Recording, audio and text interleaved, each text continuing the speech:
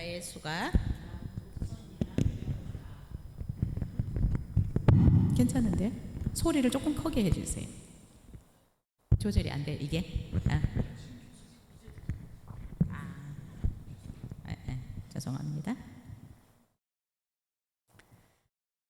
자, 오늘 본문은 사도행전 3장과 연결되어 있습니다. 우리가 아는 것처럼 사도행전 3장에서 성전 미문에서 구걸을 하던 안진뱅이가 성전에 들어가면서 걷고 뛰면서 하나님을 찬양하였습니다. 성전 미문에 앉았던 이 안진뱅이가 어떻게 하나님을 저렇게 걷고 뛰면서 하나님을 찬양하지? 유대인들이 어떻게 이런 기적이 일어났을까? 무척 궁금해하고 놀라워하였습니다. 그런데 결국 이 사람이 이렇게 걷고 뛰게 된 것은 나사렛 예수의 제자들인 베드로와 요한으로 말미암아서 기적과 치유가 일어난 것을 알게 되었습니다. 자, 이 사실을 알고 그 성전 주변에 있던 많은 사람들이 베드로와 요한에게 몰려들었습니다. 무척 궁금했습니다. 어떻게 저 사람이 걷게 되었을까? 태어나면서부터 안진뱅이인데 어떻게 저 사람이 걷고 뛰면서 저렇게 성전에 들어가서 하나님을 찬양할까? 너무 궁금했습니다. 자, 그런데 베드로와 요한에게 몰려든 사람들을 향해서 베드로가 설교를 하기 시작합니다. 여러분, 이 사람이 걷게 된 것은 우리의 어떤 경건이나 우리의 능력으로 된 것이 아닙니다 라고 얘기했습니다. 그리고 예수님에 대해서 베드로가 증거하기 시작했습니다. 너희들이 예수 그리스도를 십자가에 못 박아 죽였지만 하나님이 죽은 자 가운데서 예수 그리스도를 다시 살리셨다. 우리는 이 일의 증인이다. 형제들아, 너희들이 알지 못하고 예수님을 십자가에 못 박았을 줄 안다. 그러나 너희가 만약에 회개하고 너희들이 죄의 사함을 받으라 라고 베드로가 외쳤습니다. 베드로의 이 설교를 듣고 사람들의 반응은 두 가지였습니다. 자, 1절 2절 읽겠습니다. 시작. 사도들이 백성에게 말할 때에 제사장들과 성전 맡은 자와 사두개인들이 이르러 예수 안에 죽은 자의 부활이 있다고 백성을 가르치고 전함을 싫어하여. 자, 한 무리는 종교 지도자들인데 베드로의 이 설교를 듣고 몹시 싫어하는 그룹이 있었습니다. 그래서 3절에 보니까 이들을 베드로와 요한을 잡아서 그 다음 날까지 옥에 가두어 두었더라 라고 성경은 말씀하고 있습니다.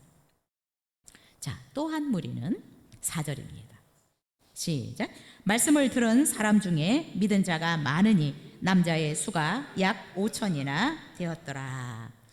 베드로가 예수님의 죽으시고 부활하심을 전하자 종교 지도자들이라고 하는 대제사장들, 그리고 모든 제사장의 문중들, 그리고 성전을 맡았던 사람들, 장로들, 사두개인들은 모두 다 싫어했다라고 얘기를 하고 있습니다. 이 종교 지도자들은 예수님을 십자가에 못 박아 죽이면 예수님과 그분의 가르침이 더 이상 확산되지 않고 종식될 거라고 기대하면서 좋아했습니다.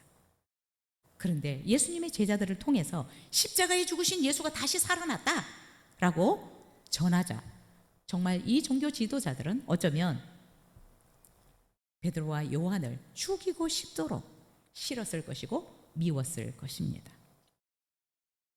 그래서 더 이상 예수 그리스도의 죽으심과 부활하심을 전하지 못하도록 하기 위해서 베드로와 요한을 잡아서 그 다음 날까지 옥에다 가두었더라라고 얘기하고 있습니다.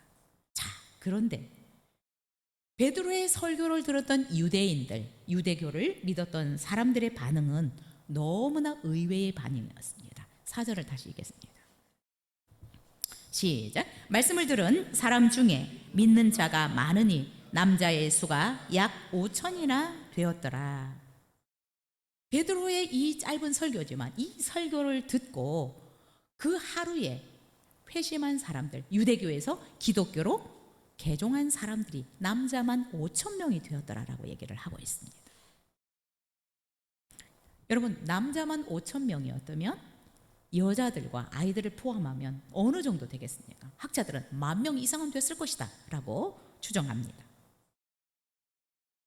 하루에 유대교인이 기독교로 10,000명이 개종했다라고 하는 것은 사실 있을 수 없는 일입니다. 어떻게 그 짤막한 설교를 듣고 5,000명이, 어쩌면 전부 10,000명 정도가 예수님을 믿었을까요? 개종을 했을까요? 기적입니다. 어떻게 이런 일이 일어날 수 있을까요? 성령님께서 강력하게 역사하셨기 때문에 가능한 일이었습니다. 여러분, 하나님께서 기뻐하시는 일을 하면 성령께서 강력하게 역사하십니다. 하나님께서 기뻐하시는 일을 하면 여러분, 우리 가운데 놀라운 하나님의 능력을 부어주신다는 사실입니다. 하나님은 모든 사람을 구원하시기 위해서 독생자 예수 그리스도를 이 땅에 보내주셨고 우리의 죄값을 예수님이 대신 치르도록 십자가에서 죽게 하셨습니다. 그런데 예수님을 하나님은 그 죽음에서 살려내셨습니다. 그리고 그 예수 그리스도를 믿으면 모든 죄를 사해 주시고 하나님의 자녀가 되게 해 주십니다. 하나님은 얼마나 예수 믿는 것을 좋아하시냐? 예수님이 나의 죄를 위해서 죽으시고 부활하신 나의 구주다라고 믿는 사람들을 모든 죄를 다 용서해 주십니다. 그리고 영원한 지옥에서 그를 건져 주십니다. 뿐만 아니라 그런 예수님을 믿는 사람들을 하나님의 자녀로 삼아 주십니다. 그리고 눈물도 고통도 없는 이 천국에서 영원토록 살 수 있는 특권을 허락해 주십니다. 하나님이 무엇을 가장 좋아하실까요? 하나님이 누구를 가장 기뻐하실까요? 그것은 바로 예수 그리스도를 구주로 믿는 우리들입니다. 여러분, 우리는 부족한 부분이 있지만 이 세상에 태어나서 가장 중요한 일을 했는데 예수 그리스도를 믿는 일이고, 우리가 하나님을 기쁘게 하는 일들을 혹시 많이 못하고 살아갈 수 있지만 예수 그리스도를 구주로 믿는 저와 여러분은 이미 하나님께서 가장 기뻐하시는 일을 한 사람들입니다. 여러분, 요즘 아이들이 태어난 것이 얼마나 귀해요, 그렇죠? 정말 우리나라가 너무나 출산율이 낮잖아요. 0.7명 정도 되나요? 그래서 사람이 태어나면, 아이가 태어나면 얼마나 기뻐합니까? 그런데 예수 그리스도를 믿어서 하나님의 자녀로 태어나면 하나님이 얼마나 기쁘시겠어요? 하나님이 가장 기뻐하시는 일은 예수 그리스도를 믿는 일. 그래서 예수 그리스도를 믿어서 하나님의 자녀로 태어나는 일입니다.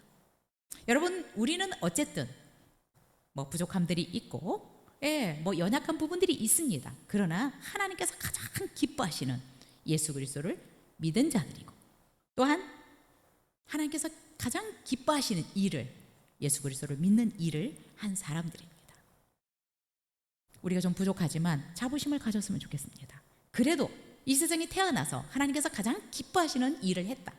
그리고 하나님께서 가장 기뻐하시는 사람이 되었다라는 것을 여러분이 기억하시면 좋겠습니다. 하나님은 예수 그리스도를 믿는 자들을 하나님의 자녀로 삼아 주시는데, 하나님의 자녀들이 태어날 때, 예수 그리스도를 믿을 때 하나님은 얼마나 좋아하시겠어요? 그래서 여러분, 성령님은 예수님을 믿도록 하는 일을 하는 자들에게 놀랍게 역사하십니다. 또한 예수님을 믿은 우리에게 하나님은 놀라운 은혜를 베푸시기를 원하십니다. 하나님께서 가장 기뻐하시는 저와 여러분, 감사했으면 좋겠고요. 또한 이것을 정말 내가 너무나 축복된 사람이다라는 것을 기억했으면 좋겠습니다. 하나님께서 예수 그리스도를 믿는 것을 얼마나 좋아하시면 베드로가 복음을 전할 때, 예수님을 전할 때 이렇게 강력하게 역사하셨겠어요. 하루에 5,000명이 예수님을 믿고 개종을 할 수 있도록 성령님이 역사해 주셨습니다. 하나님은 무엇을 가장 좋아하시느냐? 예수 그리스도를 구주로 믿는 것을 좋아하십니다. 히브리서 11장 6절에서도 이렇게 말씀합니다. 믿음이 없이는 하나님을 기쁘시게 할 수 없다. 예수 그리스도를 믿는 것이 없는 것은 하나님을 기쁘시게 할 수 없습니다. 이 세상에 많은 사람들이 능력이 있어서 정말 우리가 볼 때 너무 부럽게 살아가는 사람들도 많이 있을 것입니다. 그러나 하나님은 그들보다도 예수 그리스도를 구주로 믿는 사람들을 기뻐하십니다.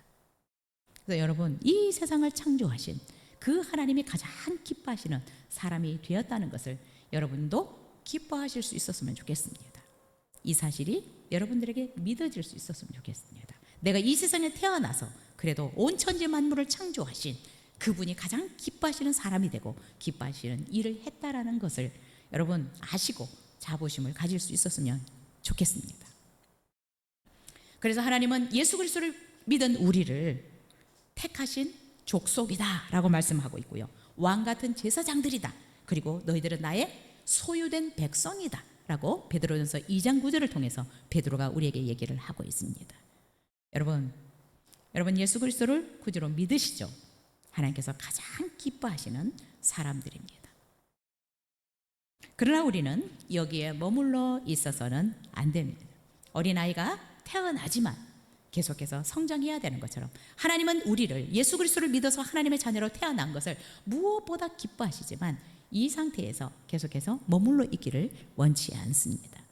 자, 두 번째, 그러면 하나님께서 가장 기뻐하는 사람들이 어떤 사람이 있냐? 먼저 5절 6절 읽겠습니다.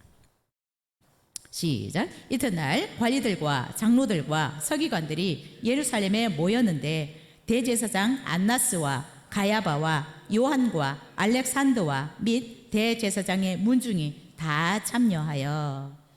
여러분, 이 베드로의 그 짧은 설교를 듣고 하루에 5,000명이 개종을 하니까 이 일을 수습하기 위해서 산헤드린 공회가 대책회의를 열었습니다.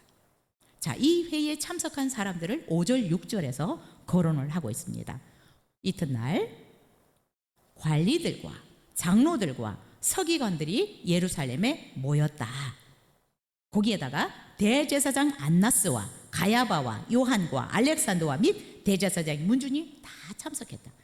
대제사장의 문중이 다 참석하고 또한 종교적으로 지도자라고 볼 수 있는 이 관리들, 이 사람들은 제사장들이라고 볼 수 있을 것 같아요. 장로들, 행정적인 일들을 했던 백성의 지도자들, 그리고 서기관들, 이 정말 종교적으로, 행정적으로, 학문적으로 다 대표를 하는 이 사람들이 모였습니다.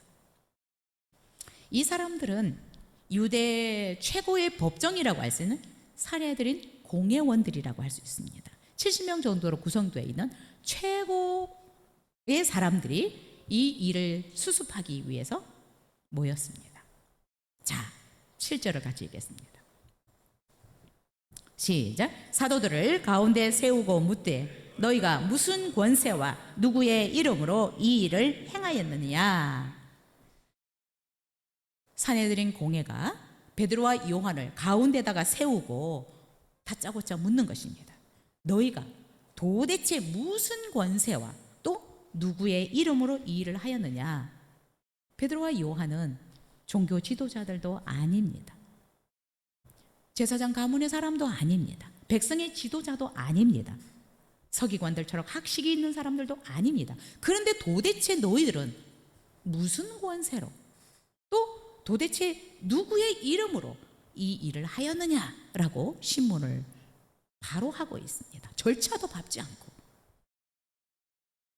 자, 너희가 무슨 권세와 누구의 이름으로 이 일을 행했느냐라고 묻는 것은 사도들을 벌써 인격적으로 무시하는 거죠. 아니, 학식도 없는 것들이, 어떤 권세도 없는 것들이 무슨 이런 일을 했어. 그리고 사실 이 안전뱅이가 걷는 이 일이 얼마나 놀라운 일인데 이 일 자체도 사실은 굉장히 무시하고 있는 것입니다. 하찮은 일처럼 지금 여기고 있는 것입니다. 도대체 너희들은 무슨 권세로 이 일을 행했어. 능력도 없는 것들이, 아니 권세도 없는 것들이, 그럴 만한 자격이 없는 것들이 무슨 일을 행한 거냐고 지금 신문을 하고 있습니다. 종교 지도자들은 성전 미문에서 구걸하던 이 안전뱅이가 일어나서 걷고 뛰는 것에 대해서는 별로 관심이 없습니다. 이것이 도대체 어떻게 일어났는지 그 진실에 대해서 알고 싶은 생각이 별로 없습니다. 오히려 이들에게도 예수님께 누명을 씌웠던 것처럼 이들에게도 지금 흠을 잡아서 이들에게 누명을 씌우고 싶어 하는 것입니다. 사실 여러분, 지금 베드로와 요한도 예수님처럼 사형에 처해질 수도 있는 상황에 이르게 된 것입니다. 근데 여러분 어떻습니까? 사도들은 자신을 신문하는 이 사내들인 공회원들에게 당당하게 확신에 차서 다시 얘기하고 있습니다. 우리 8절부터 10절 읽겠습니다. 시작. 이에 베드로가 성령이 충만하여 이르되 백성의 관리들과 장로들아, 만일 병자에게 행한 착한 일에 대하여 이 사람이 어떻게 구원을 받았느냐고 오늘 우리에게 질문한다면 너희와 모든 이스라엘 백성들은 알라. 너희가 십자가에 못 박고 하나님이 죽은 자 가운데서 살리신 나사렛 예수 그리스도의 이름으로 이 사람이 건강하게 되어 너희 앞에 섰느니라. 자, 베드로를, 요한을 지금 무식하게 생각하고 아무런 권세도 없는 사람들이 이 일을 한다고 이들은 힐문하는데, 베드로는 자신보다 훨씬 학식이 있고 지위가 높은 사람 앞에서 담대하게 말하고 있습니다. 사실 이것은 쉽지 않는 일입니다. 어부 출신이 대제사장들 앞에서, 율법의 박사들인 서기관들 앞에서, 백성의 지도자인 제사장이나 장로들 앞에서 이렇게 두렵지 않게 담대하게 말하는 것은 쉽지 않았을 것입니다. 그리고 어쩌면 자신을 지금 죽일 수도 있는 사람들 앞에서 두려움 없이 이렇게 말한다는 것은 결코 쉬운 일은 아닐 것입니다. 그런데 베드로가 이렇게 당당하게 너희들은 알아라 라고 말하면서 담대하게 말하고 있습니다. 성경은 그 비결을 얘기를 하고 있는데, 베드로가 성령이 충만했다라고 말씀하고 있습니다.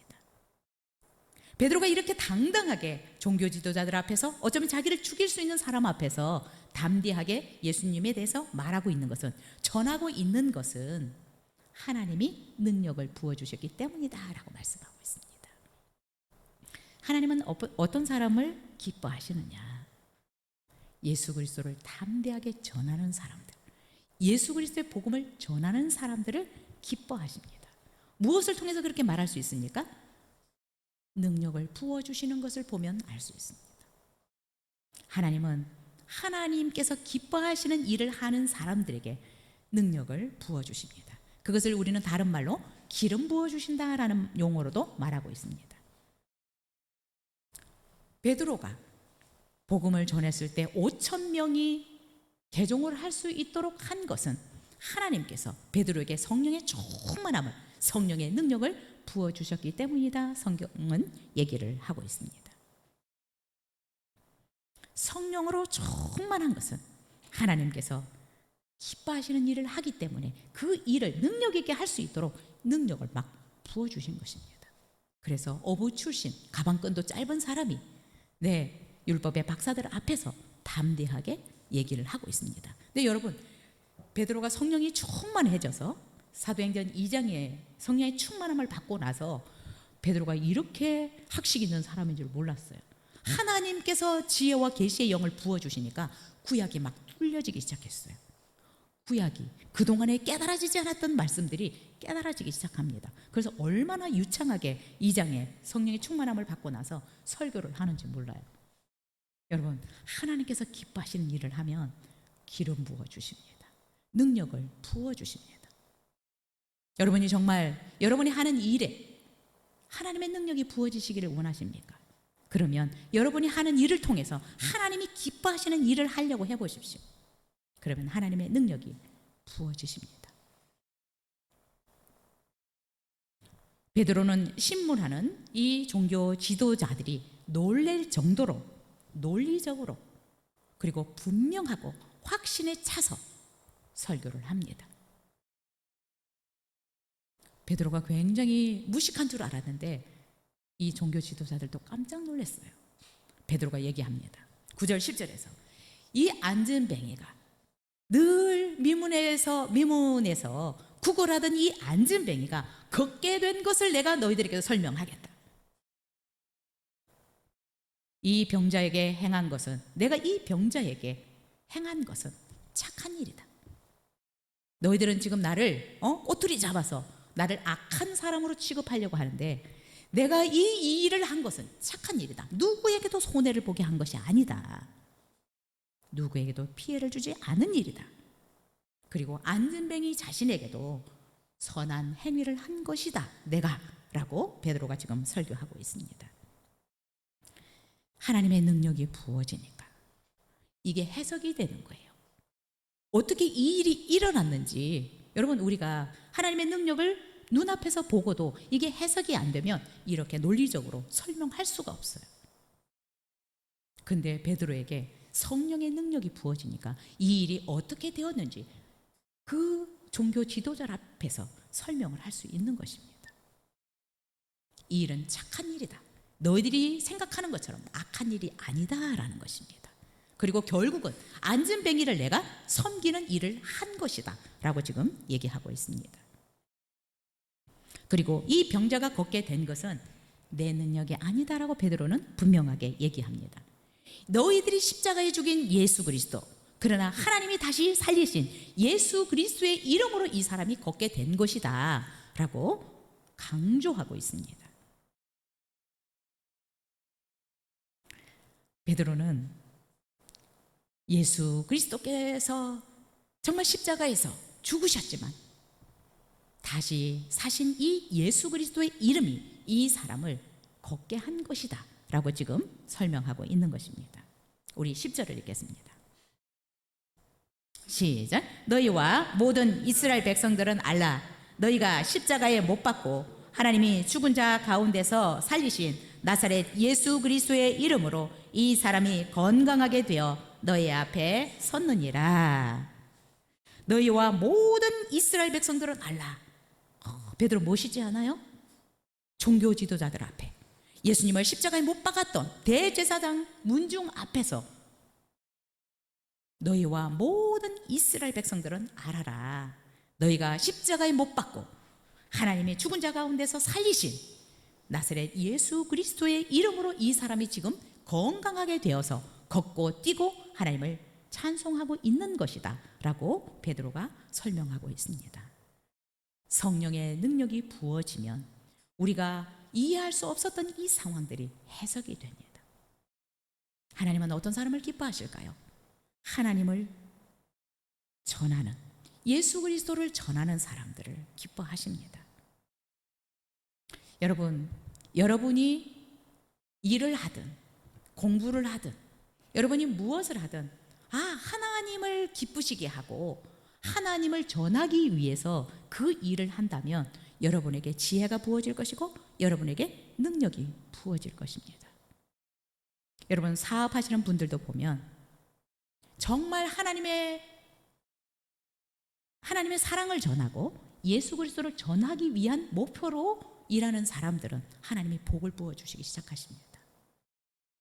우리가 들었던 본죽 사장님도 정말 하나님의 영광을 위해서 일하려고 할 때 하나님께서 정말 놀랍게 축복해 주시는 것을 볼 수 있습니다. 본죽뿐만 아니라 수많은 그리스도인들이 예수님의 복음을 전하기 위해서 사업을 하고 하나님께 영광을 드러내기 위해서 열심히 공부하고 정말 예수님의 이름에 먹칠하지 않기 위해서 빛과 소금으로 살려고 하는 사람들에게 하나님은 능력을 부으신다라는 것입니다. 여러분의 삶을 통해서, 여러분의 사업을 통해서, 여러분의 직장을 통해서 예수 그리스도를 전하려고 하신다면 하나님께서 여러분들을 능력을 부어주실 것이고, 그래서 여러분들을 더욱더 빛나게 해주실 것입니다. 학생들은 공부해야 돼요. 내가 좋은 대학에 가기 위해서가 아니라 내가 정말 예수님의 복음을 친구들에게 더 효과적으로 전하기 위해서 내가 열심히 공부해야겠다. 내가 사업할 때 정말 복음을 더 효과적으로 전달하기 위해서 내가 열심히 사업해야 되겠다. 그런 자들에게 하나님은 능력을 부으십니다. 베드로는 자신을 정죄하려고 하고 지금 올무를 씌워서 어쩌면 정말 이들을 죽이려고 하는 그 사내들인 공회원 앞에서 담대하게 하나님을, 예수 그리스도를 전하고 있습니다. 그리고 오히려 베드로는 그를 올물 씌워서 죽이려고 하는 이들 앞에서 하나님을 대적하는 너희가 악하다라고 지금 얘기를 하고 있는 것입니다. 여러분, 예수 그리스도를 믿는 우리를 하나님은 누구보다도 사랑하시고 기뻐하십니다. 하나님의 자녀로 태어나는 것을 하나님은 누구보다도 기뻐하십니다. 그러나 우리는 한 걸음 더 나아가서 정말 예수 그리스도를 온 천하에 알리기를 원하는 삶을 살아갈 때 하나님은 무엇보다도 기뻐하신다는 사실을 우리가 알았으면 좋겠습니다. 그래서 여러분이 무엇을 하든 이 일을 통해서 예수 그리스도를 전하는 통로로 살기를 원하면 하나님께서 여러분들에게 정말 성령으로 충만하게 기름 부어 주실 것이다 라는 사실을 잊지 않으셨으면 좋겠습니다. 하나님은 복음을 전하는 자들을 기뻐하십니다. 우리나라가 왜 이렇게 잘 살았을까요? 우리나라는 참 이상한 DNA가 있어요. 우리 대한민국 백성들 안에는 정말 하나님을 사랑하는 마음들이 있어요. 그리고 정말 가는 곳마다 교회를 세워서 복음을 전하려고 하는 바울 안에 있는 이 DNA가 한국 사람들 안에 있는 것 같아요. 그래서 한국 사람들이 나가는 곳은 다 교회가 세워집니다.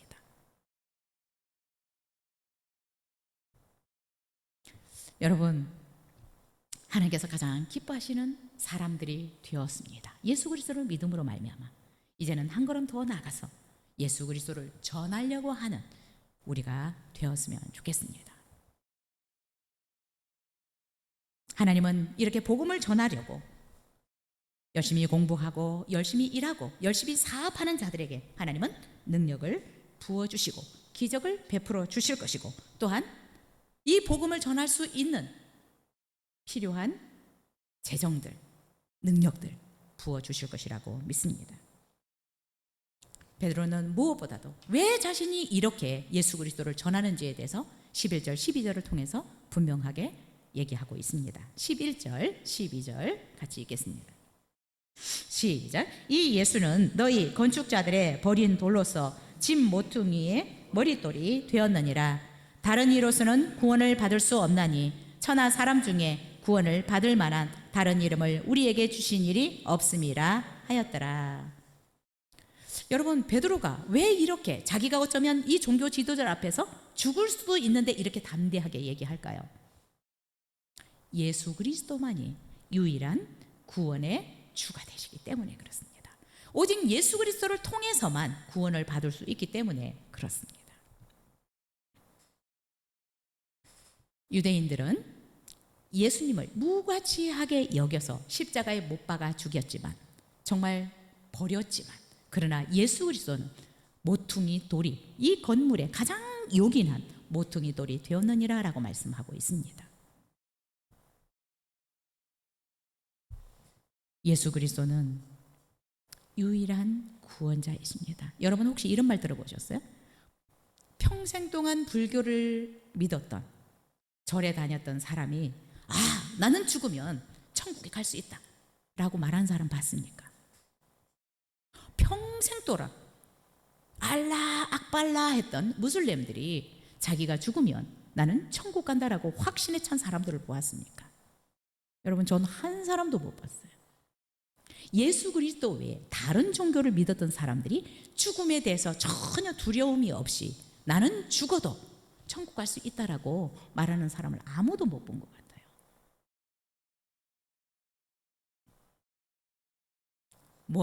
종교 다원주의자들은 모하메드를 믿든 석가모니를 믿든 상관없다. 어떤 종교든 다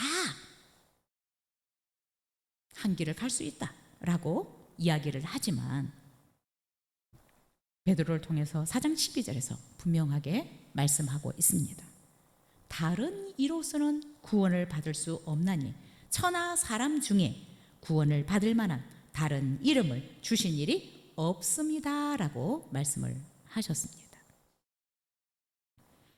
여러분, 우리가 믿는 예수 그리스도 외에 구원주가 없다는 사실을 여러분은 믿으십니까? 우리가 믿는 예수 그리스도만 오직 유일한 구원주가 되신다는 사실을 여러분 믿으십니까? 그렇다면 이 사실을 우리가 분명하게 전할 수 있었으면 좋겠습니다. 그래서 오직 예수 그리스도만 구원주가 되시기 때문에 베드로는 죽음을 각오하고 종교 지도자들 앞에서 그들에게도 예수님을 전하고 있는 것입니다. 여러분, 예수님을 믿는 사람들은 분명하게 변화가 일어납니다. 죽음 앞에서도 두려움 없이 당당하게 설 수 있습니다. 구원의 확신을 가지고 살아갑니다. 예수 그리스도가 참 진리이고 유일한 구원주이기 때문에 수많은 사람들이 목숨 걸고 예수 그리스도의 복음을 전하다가 죽었습니다. 우리나라에 들어왔던 수많은 선교사들, 양화진에 가면 선교사님들의 묘역이 있습니다. 417명 정도가 외국에서 우리나라에 복음을 전하러 왔다가 죽고 여기에 묻힌 분들입니다. 물론 우리나라에 복음을 전하러 왔다가 자기네 나라로 돌아간 사람들도 많이 있습니다. 그러나 여기 와서 내 뼈를 한국에 묻고 싶다라고 했던 사람들은 양화진에 묻혀 있습니다. 옆에 절두산도 있는데 거기는 천주교에서 순교당한 분들이 묻혀 있고요. 양화진에는 우리 기독교 선교사로 오셨던 분들이 우리나라에서 복음을 전하다가 죽어서 묻힌 분들입니다. 왜 이들이 이렇게 정말 자기의 목숨도 아까워하지 않고 이렇게 이 땅에 와서 가난하고 정말 헐벗고 아무것도 없는 이 땅에 와서 그들의 생명을 내어놓았을까요? 예수 그리스도만 구원의 길이기 때문입니다. 예수 그리스도만 우리에게 구원을 줄 수 있는 분이시기 때문에 그렇습니다.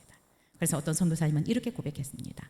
하나님이 나에게 100개의 생명을 주신다고 해도 나는 이 한국 사람들을 위해서 이 생명을 내어놓고 싶다라고 얘기를 했습니다.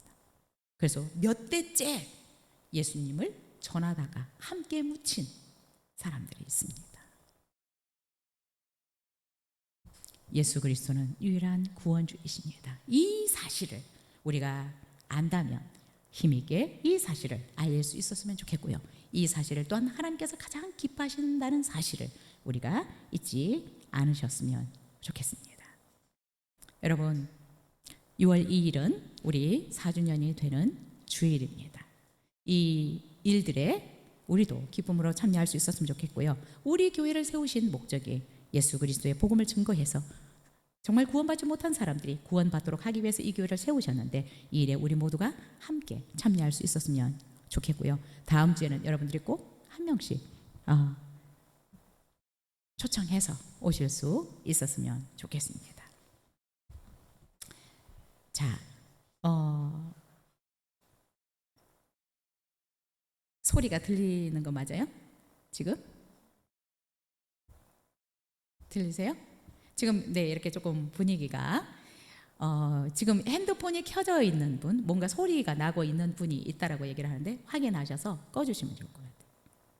음악 소리인가 무슨 소리니까 이렇게 뭔가 소리가 계속 나고 있는데 들리시죠? 어디서 나는 소리인지?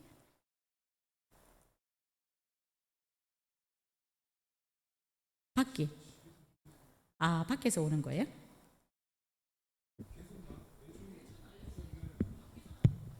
그래요. 저는 혹시나 우리 중에서 핸드폰을 안 끄신 줄 알고 밖에서 지금 들어오는 소리라고 하는데, 기도하겠습니다. 여러분, 오늘 하나님은 오늘 본문을 통해서 하나님께서 가장